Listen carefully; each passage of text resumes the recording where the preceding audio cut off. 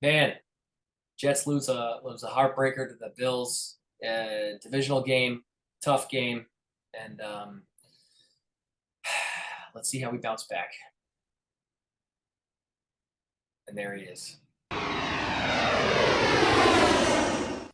Jets fans, we are back. Coming off the loss to the Bills. Game just ended about an hour ago, so the wound is wide open. Still fresh. And yeah, man, Jets played well. I mean, you could say a lot of things about this game. I still feel that the Jets left obviously a lot on the field. It was a tough fought game. It was gritty. You're dealing with the elements. You're dealing with injuries that we're going to get into. I'm proud of this team still. I think that they fought extremely hard. I never saw this team give up. I never saw them just say, "Hey, we're playing a team that's probably going to go to the Super Bowl." And we played good up until this point. So let's just give them, let's just give them their due. And we played really really well. Just if you want, like, my main takeaway is we played hard, and that's kind of how I feel.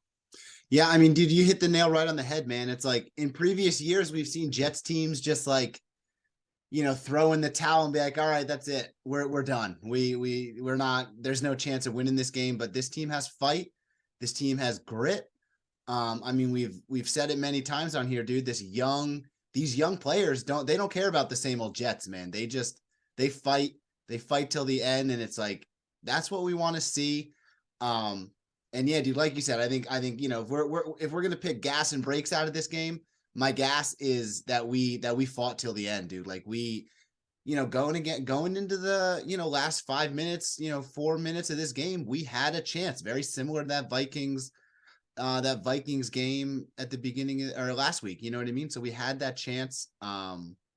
It's a tough one, dude. It's a tough game. This is what we said last week, man. These games are going to come down to one or two plays, and that's what happened in this game too. Yeah, that Michael Carter fumble. I mean, again, we can go into a lot of different plays, but that Michael Carter fumble, as far as, like, again, could have done so much before that play, but that one was like, all right, this is the end of the game here. And the crazy thing about that, man, is that, like, there was the Michael Carter fumble, but then we still rallied. We were still able to drive and get a field goal. And you can say what you want about that 4th and 1. Tony Romo, who just constantly was talking about, yes, we should have gone for it. Yes, we should have gone for it. Look, I've seen the Jets get easily stopped on 4th and 1, and then the game's over. I mean, at least we kept it alive, and nothing happened on that last drive, obviously. But I mean, it at least gave us a chance. And this defense, I mean, if we learned anything from this game we already know, is that our defense is legit. It's still a top 5 defense in the league, obviously. Yeah. They are unbelievable at stopping the run. We have 2 of the best corners in the league. Our safeties do their job. CJ Mosley did a great job in pass coverage this game, which he was struggling with. Except for that encroachment that he got, dude. Well, that had nothing to do with pass coverage. That had to do with CJ Mosley making one of the, like, dude, if you don't make that play, they don't score 7 points. Yeah. It's kind of as simple as that. And everybody was saying, even Tony Romo was like, well, obviously they're not going to snap this ball. Everybody knows. And then CJ Mosley goes diving over the pile like they're going to take it up the middle. That was, I mean, he's a veteran, and we've seen him do that before. I think it was 2 years ago or whatever it was, where he's made a play just like that before, and it was a flag. But got to do better. I don't want to focus on that. That would take up too much of this time. The defense did what they needed to do to keep us in it. The offense simply, it just had a missing. It just didn't have the piece to get it done. Yeah. I don't know what that piece was. There's a couple things. Michael Carter struggling, Corey Davis being out, early, and I kind of want to start there really quick. Corey Davis, Breece Hall, Elijah Vera Tucker, Quinnen Williams, Mike White. Put Mike White aside. We're talking about injuries here. Those are your 4 best players on your team. Yeah. Quinnen Williams, Elijah Vera Tucker, Breece Hall, and Corey Davis. Those are arguably, obviously, Garrett Wilson's a better wide receiver than Corey Davis. But he's that veteran. He's that veteran. He's the veteran. He's wide receiver 1, whatever. Those are your 4 best players on your team. They're not there. So everything, especially now since Quinnen Williams went out, and thank God it wasn't an ACL. They said it was just something like that. Injury. Yeah, just a calf. It sounds like maybe it's just a game, that he's going to be out. Yeah. But when those dudes go down, and in these type of games, they are made and they are broken by your playmakers. Yeah. That's it. your playmakers step up and they either win you the game, and that's why you need to have multiple playmakers. You need to have guys like Stephon Diggs and Josh Allen and Poyer and those type of players. And we have those type of players. We have a Garrett Wilson. We have a Corey Davis. We have a Quinnen Williams. You know, we have these type of guys that are the playmakers that either win you or lose you the games. Yeah. And those guys got hurt. And I think we saw towards the end of the game what we were missing. We were missing the one play. We were missing just the one big opportunity to score, to get 4 yards, to get 6 yards, or whatever it was. And we just didn't have it. And that's what this season, in my eyes, is coming down to, is that we're obviously playing better than we ever thought we would. So I'm excited about that. I'm still excited to be 7-6. A lot of Jet fans are going to be upset about that. I'm still excited to be 7-6 and to be in a playoff run.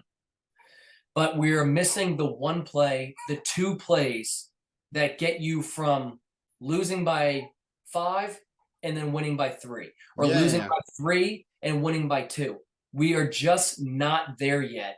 The Bills are arguably the best team in the NFL, and we stuck with them to the end. And we beat them once already this year. We've already beat them, and I'm proud of that. To your point, Dan, I get it. Like, you know, those big name players, they're out, and that hurts. It obviously hurts the team. It's like, oh man, my guy's not here.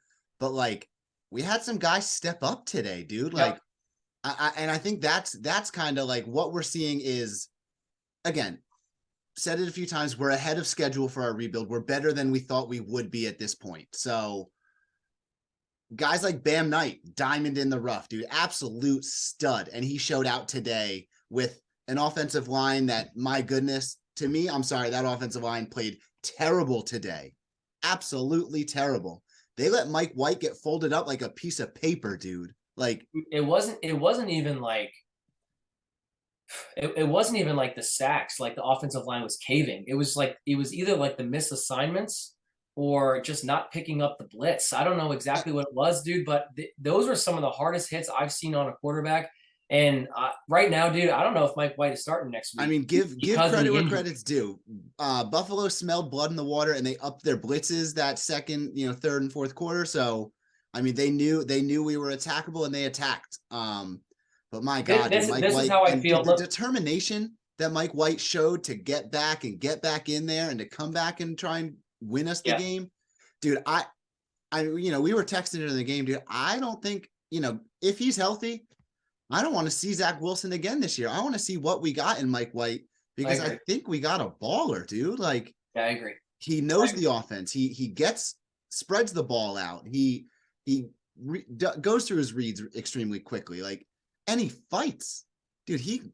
I guarantee he's got either a bruised or broken rib. Something's going on. But yeah, dude, I agree. I think the depth is not necessarily there as much as it is in Buffalo. I mean, they're missing some guys too, but again, they're arguably a Super Bowl caliber team this year. So, two quick takeaways is going to be Bam is right there. He needs to start every game, obviously. Yeah. And what is going on with Michael Carter? And if it's just like, okay, he's not getting the opportunities, because he's playing second fiddle to a guy that was on the practice squad the whole entire season. He's a little frustrated or upset about that. I don't know exactly what's going on. Yeah. But and I'm not going to hold it over his head in terms of the fumble. Look, those things happen. Yes. Should you have had 2 hands on it, whatever it is, his elbow, his knee is like 4-6 inches from actually going down.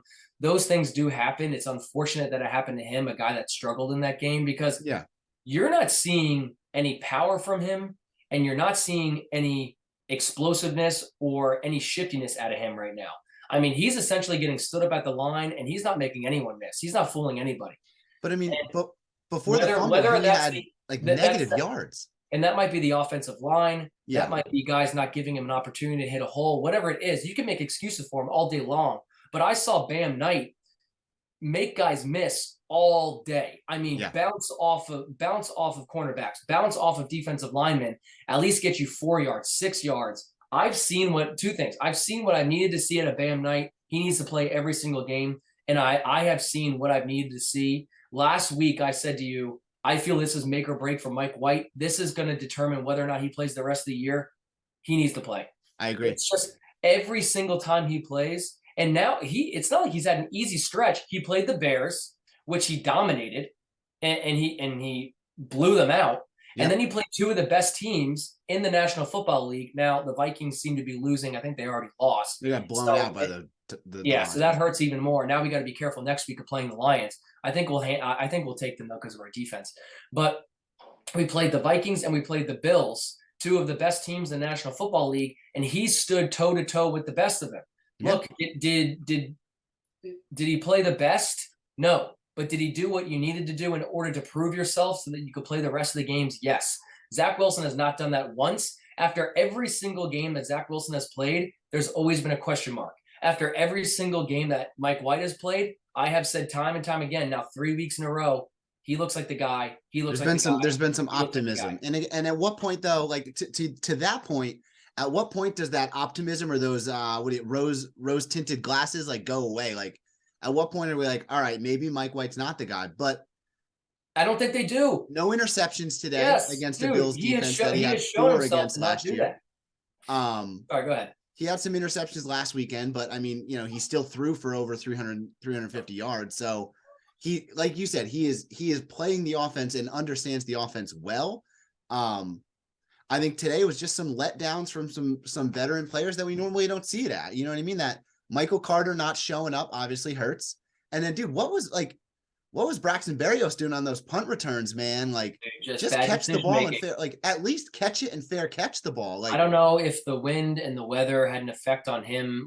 Give me the weather, dude. At that, you know what I mean? Like that can't be the excuse. Then you shouldn't be back there catching them if you're saying I'm afraid to fumble the ball because of the weather. And that was not towards you. It was just like a reaction of the situation. If it is because of the weather, find a new guy.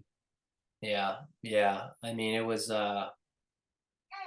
obviously disappointing, man. I mean, and I think I almost have like a similar feeling after the game that I did the Vikings game where it was just like, man, we were right there. We had we had it. The Michael Carter, you don't fumble right there, and then we're able to push the ball, but we're still having trouble getting into the end zone, man, in the red zone. Yeah. And I feel like right now, in terms of my break for this game, I know we're a little all over the place because we're emotional, but my break for the game, man, is going to be red zone offense, man. I mean, we're just not there. And that's the good teams, not the good teams. That's the great teams. The great teams execute from 15 to 20 yards and in, and the good teams don't. Yeah. And that's as simple as that. At what point do we look at Mike LaFleur and be like, dude, you got to call better plays. Like we had some plays right down the field today. The point is right now. Yeah, you gotta look at yourself in the mirror and say you're not getting it done in the red zone because we've got the playmakers, we've got the people in place to do it. It's just not getting done. So, I mean, we're not ones that point fingers and be like, "Hey, you're the problem" or "You're the problem." But you have to do that if you're not winning games and you're not executing when you think you should be. Then you say, "Okay, what's the problem?" Because if you have all the playmakers and just like you said, and you have the quarterback. And you have the speed, and you have if you have everything that you need to be a good team, and you're not executing when you should, well, then you look at, okay, what's the play call then? Yeah. Because that seems to be the last piece of the puzzle that's preventing us from getting in the end zone. Yeah. So, I mean, so last week, I think we were under 25% conversion rate on third downs. And then this week, I think we were like maybe just over 25, but definitely under 50%.